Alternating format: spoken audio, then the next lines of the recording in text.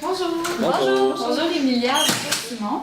Bonjour. Bonjour, vous êtes? Je m'appelle Nicole, je suis la mère d'Emilia. Parfait. Moi, je suis Pascal, je suis infirmière qui fait votre entrevue de suivi. Donc aujourd'hui, on est principalement là pour parler de vous, Emilia, de voir comment ça se passe, l'adaptation à la maison, et pour voir vos points de vue par rapport à la situation. Donc j'aimerais commencer en vous demandant s'il y avait des sujets que vous aimeriez aborder. Rien en Pas en particulier. particulier. Parfait. Donc j'ai vu à votre dossier qu'il y avait le génogramme de vos deux familles et l'écocarte. Donc j'aimerais commencer par vous poser, Emilia, est-ce qu'il y a quelqu'un qui vous aide le plus dans cette situation-là en ce moment? Oui, en fait, Simon, il m'aide beaucoup, mais particulièrement ma mère, parce que c'est elle qui s'occupe de mes soins de stomie, mais parce que j'ai de la misère avec, j'ai de la difficulté à les faire. D'accord. Et vous, Simon? Ben moi, c'est sûr, tu sais, mes amis, je vois beaucoup mes amis la fin de semaine, le soir, ils m'aident beaucoup à passer à autre chose, puis mais à me vider un petit peu la tête, là, ça fait du bien de voir mes amis. Parfait. Et vous, Nicole, est-ce qu'il y a quelqu'un qui vous aide particulièrement dans cette situation-là? Non, pas du tout. J'ai pas besoin d'aide. Je suis très à l'aise présentement, puis tout ce qui m'importe, c'est de prendre soin de ma fille. D'accord, je comprends. Donc, c'est très bien. Je vais continuer en vous demandant si, à tour de rôle, me dire vos inquiétudes par rapport à la situation actuelle. Ben, si je peux commencer, ben moi, ce qui m'inquiète le plus présentement, c'est de voir Emilia dans cet état-là, tu sais. Moi, avant, je l'ai jamais vue s'isoler, je l'ai jamais vue perdre confiance en elle. Je la connais depuis longtemps. C'est toujours été une femme qui est heureuse, pleine de joie, pleine d'énergie. Je trouve ça difficile de la voir triste comme ça, réservée. Tu sais, elle accepte seulement l'aide de sa mère présentement. Moi, j'aimerais ça quand je suis à la maison, tu sais, si je pouvais l'aider, de faire ma part hein, dans la situation. J'ai aussi été voir sur Internet, j'ai vu qu'il y avait des sites Internet, des groupes de soutien, pardon. Vraiment intéressant, je crois que ça pourrait vraiment aider Emilia. Ces gens-là, ils ont vécu la même expérience que toi, ils ont la même situation que toi, puis je pense que ça pourrait vraiment t'aider. Tu devrais y penser. Ici, le fait de croire que d'avoir du soutien aide à la réadaptation et à s'adapter à une situation de santé quelconque est une croyance facilitante. En effet, le fait d'encourager Emilia quant à ses forces et ses bons coups lors de la période d'adaptation à la stomie aura pour effet de diminuer ses sentiments d'impuissance et de détresse.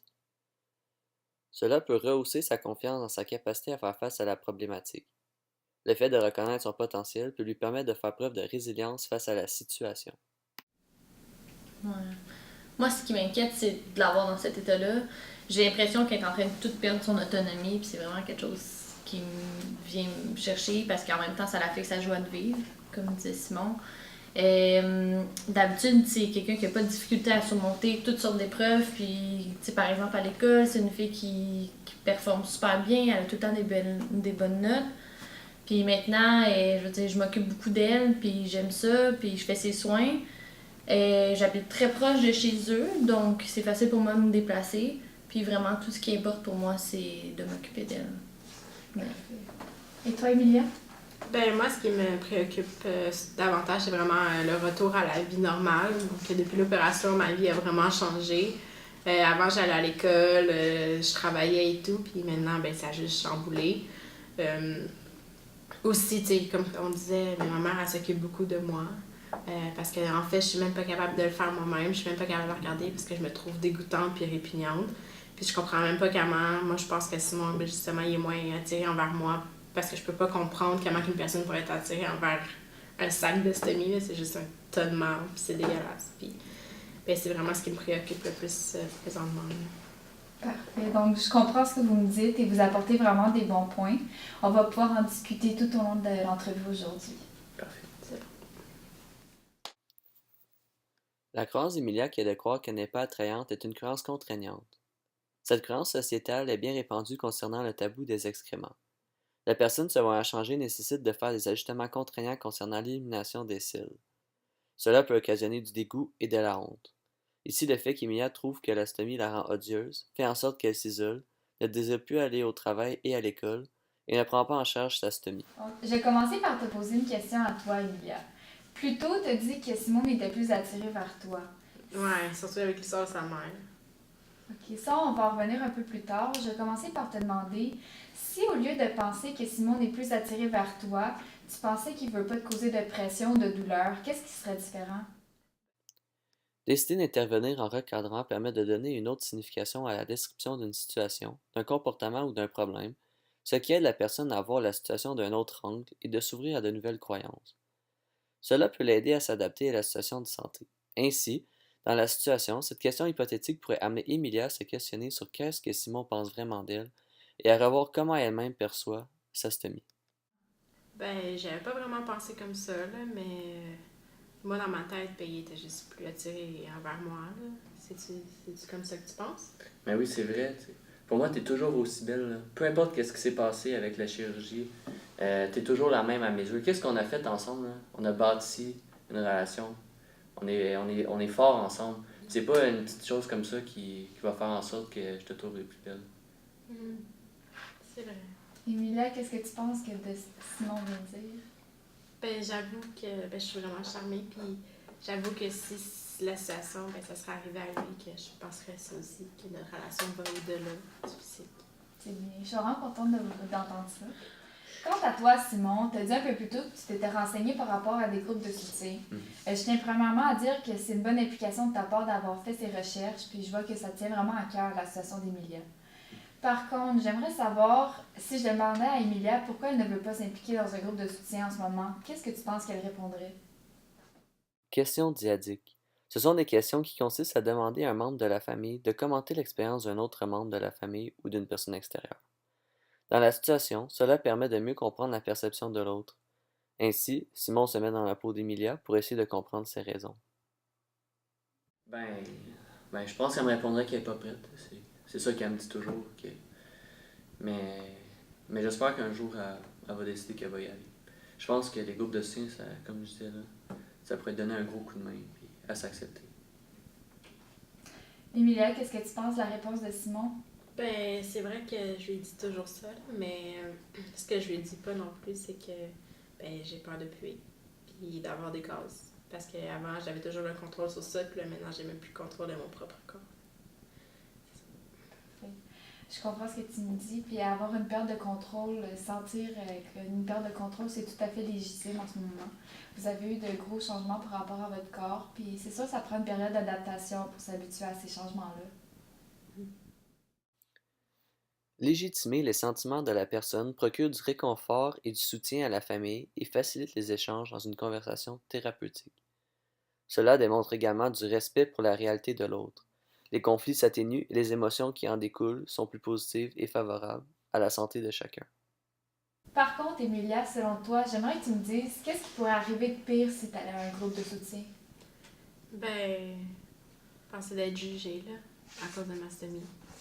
Ben, on voit que c'est ça ta raison pour pas aller au groupe de soutien. Les gens sont tous comme toi là-bas, tu sais, ils ont tous des stomies, ils ont tous vécu la même situation de santé que toi. Tu sais, voir que tu m'en as pas parlé avant, on aurait pu ensemble trouver des solutions, j'aurais pu t'aider, t'accompagner à aller là-bas pour que tu te sentes mieux. Ok, Simon, je vais t'arrêter ici. Je comprends que tu te sens interpellée par ce qu'Emilia vient de dire. Par contre, je pense que selon la situation et ce que j'ai compris, c'est une période difficile pour elle et je pense qu'il faut respecter ses sentiments. Non, c'est vrai. Je m'excuse, Mia, je me sens porté un petit peu. Je vais rester calme. Je m'excuse. D'accord, donc ça c'est réglé. Quant à vous, Nicole, tantôt vous avez dit que vous vous impliquiez beaucoup dans les soins de stomie d'Emilia. Je tiens à remarquer votre implication. Par contre, selon ma compréhension, j'ai l'impression que vous êtes vraiment très présente. Ai-je raison de dire que plus vous vous impliquez dans les soins de stomie de votre fille, plus elle devient dépendante à vos soins? Ben oui, je m'implique beaucoup dans les soins, mais je pense que c'est mon devoir en tant que mère, parce que je pense que toutes les mères doivent s'occuper de leur enfant dans des périodes autant difficiles. Ici, cette créance pourrait être située soit dans facilitante ou dans contraignante, tout dépendamment de l'angle de vue. Dans l'optique de la prise d'autonomie, cette créance est contraignante. Nicole, en prenant en charge l'expérience de santé d'Emilia, ne lui permet pas de prendre son autonomie concernant la stomie et nuit ainsi à son adaptation à celle-ci. De plus, cela vient confirmer notre hypothèse de départ qui était que plus Nicole s'occupe de la stomie d'Emilia, moins Emilia développe son autonomie, donc plus Nicole doit s'occuper de la stomie. Par contre, elle est facilitante puisqu'elle permet à Emilia d'avoir de l'aide dans cette période difficile. Vous, Nicole, quand vous vous occupez de votre fille et des soins de la stomie à tous les jours, qu'est-ce que vous pensez que votre fille pense? Ben, moi, je pense qu'elle est très contente que je vienne l'aider à domicile, puis que je m'occupe d'elle, parce que, dans le fond, ça lui donne beaucoup de soutien. On parle beaucoup ensemble quand on passe du temps à la maison. Vous savez, c'est vraiment des temps difficiles, autant pour elle que pour moi, avec son école, son travail, moi aussi mon travail. Donc, les deux, on se soutient un peu là-dedans. Puis, je pense que je la soutiens beaucoup, beaucoup. Parfait. À la lumière des informations que j'ai recueillies tout au long du début de l'entrevue, je suis capable de faire un petit diagramme de la situation pour vous aider à mieux illustrer la situation. Donc, je vois que vous êtes très présente dans la situation de votre fille. Et Emilia, vous semblez dépendre un peu des soins de votre mère. On voit que ça vous aide quand même beaucoup. Qu'est-ce que vous pensez de la situation? Du diagramme que je peux faire? Ouais, c'est vrai qu'elle dépend un peu de moi quant aux soins, parce que je m'en occupe beaucoup. Et c'est sûr que ça fait voir un peu les choses différemment. OK. Je vous comprends totalement, Nicole, quand vous dites que c'est votre rôle de mère de vous occuper de votre fille et que c'est votre rôle d'être présente pour votre fille. Je vous comprends aussi, Emilia, quand vous dites que c'est difficile pour vous de vous habituer à cette situation-là, à faire vos propres soins d'ostomie et que c'est difficile d'accepter cette perte de contrôle-là de votre corps. Par contre, quels seraient les avantages pour vous d'acquérir tranquillement votre autonomie dans le but de faire vos propres soins d'ostomie? Dans cette situation, suggérer des comportements, des expérimentations et des rituels alternatifs permet de stimuler la réflexion, de mettre en place un contexte propice au changement, d'augmenter les possibilités de solutions et d'ébranler ou de faire ressortir certaines croyances. Ainsi, cela pourrait permettre à Nicole d'ébranler sa croyance que c'est son rôle de tout faire pour s'occuper de sa fille et d'ébranler la croyance d'Emilia qu'elle est dégoûtante depuis qu'elle a sa stomie. Cela permettrait finalement de chercher des solutions pour améliorer la situation. Ben moi, je pense que ce serait très bénéfique qu'Emilia retrouve son autonomie pour ses soins. Comme ça, elle pourrait recommencer à aller à l'université dans son programme qu'elle aime tant, puis elle pourrait recommencer à travailler au restaurant. En plus, vous savez, moi aussi, j'ai pris congé du travail pour m'occuper de toi. Ça me fait plaisir, sauf que ça me permettrait de retrouver ma petite routine puis de retourner travailler. Oui, c'est ça. Emilia?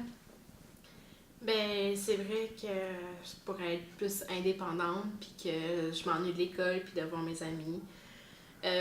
Puis, tu sais, je dépends beaucoup de ma mère, puis tu sais, je l'ai été très accaparante dernièrement. Puis pour ça, ben, je te remercie énormément, maman. Je vois votre implication, vous êtes vraiment sur la bonne voie, c'est vraiment beau à voir. Le dernier sujet que j'aimerais aborder, c'est avec vous, Emilia. Quand vous avez dit tantôt, en plus avec l'histoire de sa mère, ça m'a sonné des cloches. J'aimerais savoir, Simon, qu'est-ce que vous pensez que votre mère pense de cette situation de santé-là? Non, cette histoire-là. Ma mère est folle. Elle pense que l'opération qu'Emilia a eue va la rendre infertile et qu'elle n'aura jamais de petits-enfants. Tu sais, elle nous parle qu'elle veut des petits-enfants tout le temps. De toute façon, on n'est pas prêt présentement. Mais si un jour on décide d'en avoir, d'après moi, on peut en avoir. L'opération ne l'a pas rendue infertile. T'sais. Elle n'arrête pas de vanter ces sites de forums, ces sites internet, là, que les gens ils disent que tous ceux qui ont un maladie de Crohn ne pourront pas avoir d'enfants, tous ceux qui ont eu des stomies ne peuvent pas avoir d'enfants. Moi, je lui ai dit que c'était pas vrai. T'sais. Mais elle est persuadée de sa croyance. C'est vraiment ancré. Là. Je suis pas capable de la faire décoller de ça. Tu sais, je veux dire, ça fait beaucoup de tension dans la famille aussi. Hein. La croyance de Chantal à propos de l'infertilité causée par l'opération d'Emilia fait en sorte que Chantal, désireuse d'avoir des petits-enfants sous peu, n'apprécie pas du tout que son fils unique soit uni avec Emilia. Cette croyance est donc contraignante puisqu'elle limite l'habileté des membres de la famille à résoudre leurs problèmes et donc, du même fait, maintient les difficultés au sein du couple. Bien que Simon en souffre plus qu'Emilia, il y a certains conflits à ce sujet dans le couple. De plus, cette croyance vient affirmer l'hypothèse de départ qui était que Chantal essaie d'éloigner Simon et d'Emilia en raison de ses croyances, ce qui amène des conflits au sein de la famille. De ce que je comprends de ce que tu as dit, Simon, j'ai l'impression que ta mère essaie un peu de t'éloigner, toi, d'Emilia. Ai-je raison de dire ça? Est-ce que ça pourrait causer des conflits au sein de votre couple? Ben, en effet, là, je dirais. Mais en partie, oui. Hein, j'ai l'impression que je peux pas aider Emilia dans sa situation. T'sais, elle demande beaucoup d'aide de la part de sa mère. C'est vraiment gentil qu'elle s'offre à donner de l'aide. Mais tu sais, sérieusement, là, je t'aime autant qu'avant. Je t'aime même plus qu'avant. Tu sais, je travaille beaucoup le jour, je veux subvenir aux besoins. Je veux pas que tu aies besoin d'aller travailler présentement. C'est difficile. Je suis pas là beaucoup le jour. Ta mère, elle t'aide beaucoup. c'est vraiment gentil de sa part, mais le soir, quand je suis là, moi, je peux t'aider, je peux t'offrir mon aide. Ça, ta mère, elle peut partir à la maison, se reposer. Tu n'as pas besoin de rester là du matin jusqu'au soir. On va trouver un moyen ensemble pour surmonter ça. Tu sais, comme on l'a toujours fait avant, quand on a eu des conflits, on a réussi à s'améliorer, à s'agripper ensemble, à faire de quoi de bien. Tu sais, je comprends mieux comment tu te sens face à la stomie. Je ne savais pas, on n'en avait pas beaucoup parlé. C'est de ma faute aussi. Tu sais, je t'ai pas demandé. Mais tu sais, je comprends que c'est pas facile pour toi, mais crois-moi, je te trouve toujours aussi belle et attrayante, même après ton opération. Je t'aime. Moi aussi, je t'aime, ça me touche beaucoup. Qu'est-ce que tu... J'ai une gorge d'émotion. Je suis émue. Je peux vous féliciter pour votre implication. Je vois que vous trois, vous êtes une famille unie et je tiens à dire que Emilia, toi et Simon, vous êtes vraiment un couple très fort. Je vous félicite. Merci. Finalement, Simon, j'aimerais souligner le fait que tu t'es beaucoup impliqué à la recherche de groupes de soutien pour Emilia. Je vois que ça te tient vraiment à cœur et tu t'impliques beaucoup dans la situation de santé, donc je tenais à féliciter ça. Merci. Emilia, je vois que tu t'es beaucoup ouverte sur tes sentiments et sur tes pensées aujourd'hui. Je vois que tu es aussi plus ouverte à l'aide que Simon t'offre. Et je sens que tu es vraiment sur le bon chemin vers l'autonomie. Donc, félicitations. Nicole, je voulais vous féliciter pour votre implication au sein de votre famille. Je vois que vous êtes une femme forte et que vraiment votre entourage vous tient à cœur. Je tenais à vous féliciter pour ça. Finalement, en tant que famille, je vois que vous êtes vraiment unis et que vous êtes des personnes de soutien pour votre famille, peu importe la situation, qu'elle soit facile, difficile. Donc, je tenais à vous féliciter et à vous dire que vous êtes vraiment sur la bonne voie. Merci beaucoup. Merci, c'est gentil. Donc, pour terminer la rencontre, j'aimerais qu'on revienne sur les sujets abordés. Donc, premièrement, on a mis des mots sur tes sentiments, sur tes craintes, Emilia, et sur les changements que tu as sur ton corps. On a aussi parlé des groupes de soutien qui pourraient vraiment t'aider à retrouver ton autonomie et à t'aider à regagner espoir et avoir une meilleure image corporelle de toi. Finalement, vous avez trouvé des sources de conflits et je pense que ça serait une bonne idée si vous travaillez sur ça à la maison, trouver des solutions face aux conflits rencontrés et on pourrait aborder ça lors d'une prochaine rencontre. Qu'est-ce que vous en dites? Oui, je suis d'accord. Je pense que c'est une bonne idée. Bonne idée. Donc, merci beaucoup de m'avoir rencontré aujourd'hui. Je vous souhaite bonne Merci à chance pour la vous. suite. Merci. On va se revoir bientôt. Merci beaucoup, très gentil. Parfait. Passez une belle journée. Mais vous aussi. Merci. Après vous, chère mère.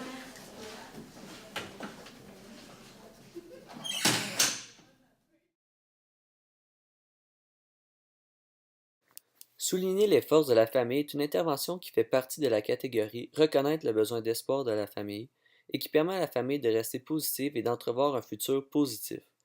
De plus, la deuxième hypothèse qui était que Simon n'est pas présent pour Emilia puisqu'il travaille, ce qui a comme effet d'augmenter l'anxiété chez elle, est démentie puisque Simon essaie de s'impliquer dans la situation de santé d'Emilia et que le fait qu'il ne soit pas présent puisqu'il travaille ne cause pas d'anxiété à celle-ci, surtout en raison que sa mère est très présente pour elle. Tout au long de cette entrevue, nous avons pu remarquer à plusieurs reprises que l'infirmière posait des questions systémiques aux différents membres de la famille afin de susciter la réflexion et modifier la réalité des membres de la famille. Elle permet ainsi l'échange d'informations entre les membres de la famille et elle guide la formulation d'hypothèses sur les liens entre ses croyances, sentiments et comportements.